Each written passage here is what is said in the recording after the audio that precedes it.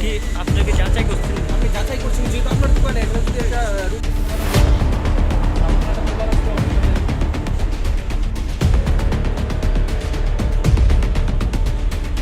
বলেন তো MBBS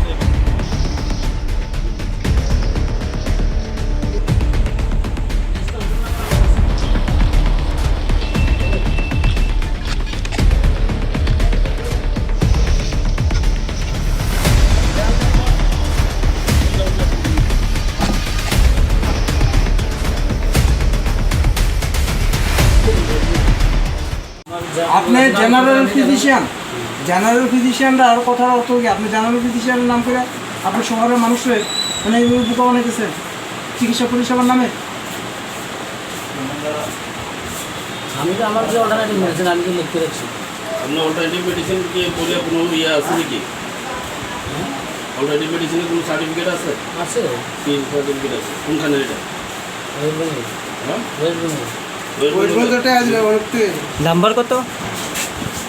licence number? আপনি কি ইন্ডিয়ান মেডিকেল কাউন্সিলের অন্তর্ভুক্ত?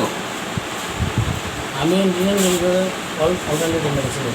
আপনি তো আপনার আগরতলা তো আসলেন, হ্যাঁ আগরতলার প্রফেসর লাগে আপনার। আগরতলা ট্রিটমেন্ট করছিলেন কয়েকদিন? আগরতলা না আগরতলা করছেন না? আচ্ছা আপনার রেজিস্ট্রেশন নাম্বারটা কোন? কিন্তু বললাম তো কত? আপনারা দেখেন আমি সার্টিফিকেট দেবো আমি অসুবিধা নেই। আমার আমি যদি মিথ্যা কথা ঘটনাটা আমি আগে অনেক দিনের থেকে শুনতে বা জানতে পেরেছি যে ওর কোনো রেজিস্ট্রেশন নাম্বার নেই, ও ডাক্তার না, অনলি 12 পাস।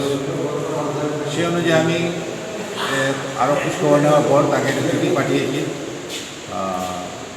তার উত্তর পাইনি।